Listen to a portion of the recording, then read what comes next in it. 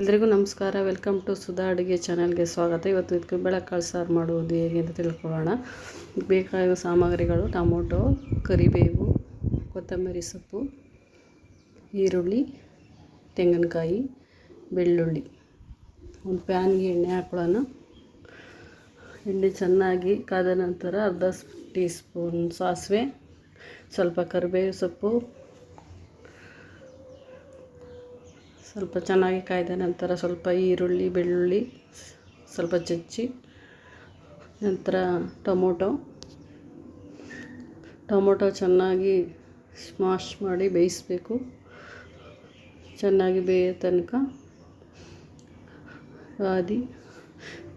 ಇವಾಗ ಹಸಿಕಾಯಿ ಸೀಸನ್ ಇರೋದ್ರಿಂದ ಇದಕ್ಕೆ ಬೇಳೆಕಾಳು ಸಾಂಬಾರು ಮಾಡ್ತಾಯಿದ್ದೀವಿ. ಹಸಿಕಾಯಿ ಅಂದರೆ ಯಾರಿಗೆ ಇಷ್ಟ ಇರೋಲ್ಲ. ಇದು ಬೇಳೆಕಾಳು ಸಾಂಬಾರು ಚಪಾತಿಗಾದರೂ ತಿನ್ಬೋದು, ಪೂರಿಗಾದರೂ ತಿನ್ಬೋದು, ರೊಟ್ಟಿಗಾದರೂ ತಿನ್ಬೋದು, ಯಾವುದಕ್ಕಾದರೂ ಕಾಂಬಿನೇಷನ್ ಚೆನ್ನಾಗಿರುತ್ತೆ. ಈ ಟೊಮೊಟೊ ಚೆನ್ನಾಗಿ ಬೆಂದಿದೆ. ಇದಕ್ಕೆ ಬೇಳೆಕಾಳು ಹಾಕ್ತಾಯಿದ್ದೀನಿ. ಬೇಳೆಕಾಳು ಹಾಕಿ ಅದನ್ನು ಚೆನ್ನಾಗಿ ನೀರು ಬಿಟ್ಕೊಳ್ಳೋವರೆಗೂ ಚೆನ್ನಾಗಿ ಬೇಯಿಸಬೇಕು. ಬೇಳೆಕಾಳಲ್ಲಿ ಒಂದೇ ರೀತಿಯಲ್ಲ, ಸುಮಾರು ಥರ ವೆರೈಟಿ ಅಡುಗೆಗಳನ್ನು ನಾವು ಮಾಡ್ಬೋದು. ಒಂದೇ ರೀತಿ ಏನು ಅಂತ ಇಲ್ಲ, ಸುಮಾರು ರೀತಿ ಚಪಾತಿ ಗ್ರೇವಿ ಮಾಡ್ಬೋದು, ಎಣ್ಣೆ ಕರಿ ಮಾಡ್ಬೋದು. ಬೇಳೆಕಾಳಲ್ಲಿ ಪಲ್ಯ ಥರ ಮಾಡ್ಬೋದು, ಕಾಳುಳ್ಳಿ ಮಾಡ್ಬೋದು, ತುಂಬ ವೆರೈಟಿ ಥರ ಸಾಂಬಾರುಗಳನ್ನು ಮಾಡ್ಬೋದು. ಒಂದೇ ರೀತಿ ಮಾಡಬೇಕು ಅಂತ ಏನಿಲ್ಲ. ಬೇಳೆಕಾಳು ಸಾಂಬಾರು ಮಾಡಿದ್ರೆ ತುಂಬ ಚೆನ್ನಾಗಿರುತ್ತೆ. ಎಲ್ಲರೂ ಮಕ್ಳುಗಳು ತುಂಬ ಇಷ್ಟಪಟ್ಟು ಚೆನ್ನಾಗಿ ತಿಂತಾರೆ. ಸ್ವಲ್ಪ ಕೊತ್ತಂಬರಿ ಸೊಪ್ಪು ಹಾಕ್ಕೊಳ್ಳೋಣ. ಇದಕ್ಕೆ ತಣ್ಣೀರು ಹಾಕೊಳ್ಳೋದಕ್ಕಿಂತ ಇದಕ್ಕೊಂದು ಸ್ವಲ್ಪ ಮಸಾಲೆ ರೆಡಿ ಮಾಡ್ಕೊಳ್ಳೋಣ. ಶುಂಠಿ, ಕಡಲೆ, ಒಣಮೆಣ್ಸಿನ್ಕಾಯಿ, ಸ್ವಲ್ಪ ಚಕ್ಕೆ, ಸ್ವಲ್ಪ 2 ಲವಂಗ. ಬಿಸಿ ನೀರು ಹಾಕೊಳ್ಳೋದು ಒಳ್ಳೆಯದು. ಇದಕ್ಕೆ ತಣ್ಣೀರು ಹಾಕೋದಕ್ಕಿಂತ ಎಲ್ಲ ತಿಳ್ಕೊಂಡಾಗುತ್ತೆ. ಇದು ಚೆನ್ನಾಗಿ ಸ್ವಲ್ಪ ಕುದಿ ಬಿದ್ದು ಒಂದು ಸ್ವಲ್ಪ ಬೇಯಬೇಕು. ಇದು ಬೆಂದ ತಕ್ಷಣ ಒಂದು ಪ್ಯಾನ್ಗೆ ಮಸಾಲೆ ರೆಡಿ ಮಾಡ್ಕೊಳ್ಳೋಣ. ಸ್ವಲ್ಪ ಎಣ್ಣೆ ಕಾಯ್ತಾ ಇದೆ. ಎಣ್ಣೆ ಕಾದ ನಂತರ ಇದಕ್ಕೆ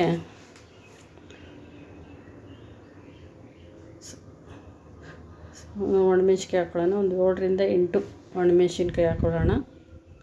ಇದು ಮಸಾಲೆ ರುಬ್ಕೊಂಡು ಮಾಡಿದ್ರೆ ತುಂಬ ಟೇಸ್ಟಿಯಾಗಿ ಬರುತ್ತೆ ಅಂತ ಮಸಾಲೆನ ರೆಡಿ ಮಾಡಿಕೊಂಡು ಮಾಡ್ತಾಯಿದ್ದೀವಿ. ಹಾಗೆ ಕೂಡ ಮಾಡ್ಬೋದು. ಹಾಗೆ ಮಾಮೂಲಿ ಮಸಾಲೆ ಏನು ಬೇಡ ಅಂತ ಹೇಳಿದ್ರೆ ಮಾಮೂಲಿ ಖಾರ ಪುಡಿ ಹಾಕಿ ಅದೇ ರೀತಿ ಮಾಡ್ಬೋದು. ಈ ಥರ ಮಸಾಲೆ ಎಲ್ಲ ಹಾಕಿ ಮಾಡಿದ್ರೆ ತುಂಬ ಚೆನ್ನಾಗಿರ್ತದೆ. ಸ್ವಲ್ಪ ಈರುಳ್ಳಿ ಹಾಕೊಳ್ಳೋಣ. ಈರುಳ್ಳಿ ಚೆನ್ನಾಗಿ ಕಂದು ಬಣ್ಣ ಬರೋವರೆಗೂ ಚೆನ್ನಾಗಿ ಫ್ರೈ ಮಾಡಬೇಕು. ಮತ್ತು ಬೆಳ್ಳುಳ್ಳಿ ಸ್ವಲ್ಪ ಹಾಕೊಳ್ಳೋಣ. ಒಂದು ಗೆಡ್ಡೆ 2 ಗೆಡ್ಡೆ ಹಾಕೊಳ್ಳೋಣ. ಸ್ವಲ್ಪ ಹುರ್ಗಡ್ಲೆ ಜಾಸ್ತಿ ಹಾಕೋಬಾರ್ದು.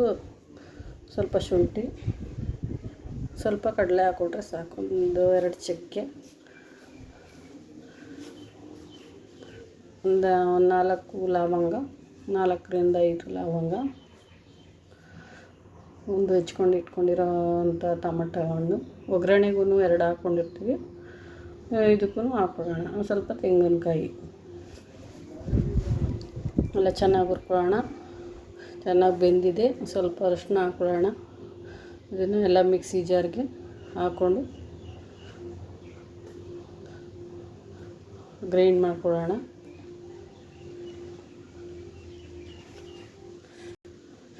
ಸಾಂಬಾರು ಒಂದು ಸ್ವಲ್ಪ ಬೇಯ್ತಾ ಇದೆ. ಇದನ್ನು ಮಿಕ್ಸಿ ಜಾರ್ ಒಂದು 2ರಿಂದ 3 ಸ್ಪೂನ್ ಧನಿಯಾ ಪುಡಿ. ಒಬ್ಬೊಬ್ಬರು ಒಂದೊಂದು ವೆರೈಟಿ ಥರ ಮಾಡ್ತಾರೆ. ಈ ಥರ ವೆರೈಟಿ ಟ್ರೈ ಮಾಡಿ ನೋಡಿ, ತುಂಬ ಚೆನ್ನಾಗಿರ್ತದೆ. ಗ್ರೇವಿಗೆ, ಚಪಾತಿಗೆ, ಪೂರಿಗೆಲ್ಲ ಗ್ರೇವಿ ತುಂಬ ಚೆನ್ನಾಗಿರ್ತದೆ.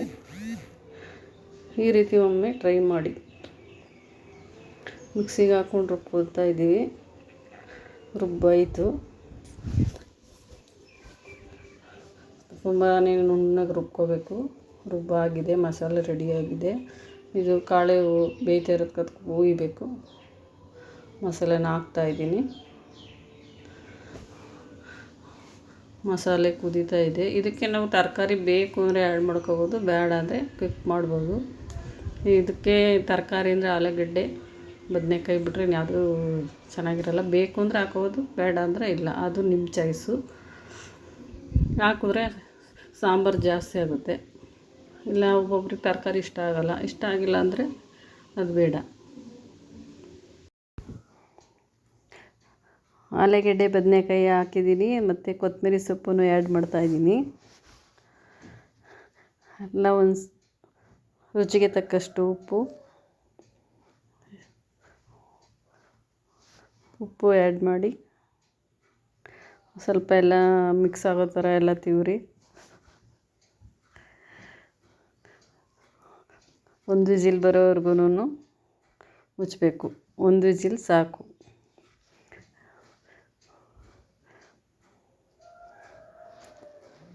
ಎರಡು ವಿಜಿಲ್ ಕೂಗಿಸಿದ್ರೆ ತುಂಬ ಬೆಂದೋಗ್ಬಿಡುತ್ತೆ. ಸಾಂಬಾರು ರೆಡಿಯಾಗಿದೆ. ಇವಾಗ ನೋಡೋಕ್ಕೆ ಎಷ್ಟು ಚೆನ್ನಾಗಿದೆ, ತಿನ್ನೋಕ್ಕಿನ್ನು ಎಷ್ಟು ಚೆನ್ನಾಗಿರುತ್ತೆ. ಮುದ್ದೆಗೆ ಕಾಂಬಿನೇಷನ್ ಚೆನ್ನಾಗಿರುತ್ತೆ. ಹೊಸ್ದಾಗಿ ನೋಡ್ತಾ ಇರೋರು ಸಬ್ಸ್ಕ್ರೈಬ್ ಮಾಡಿಕೊಂಡು ವಿಡಿಯೋ ನೋಡಿ, ಲೈಕ್ ಮಾಡಿ, ಶೇರ್ ಮಾಡಿ, ಕಮೆಂಟ್ ಕೂಡ ಮಾಡಿ.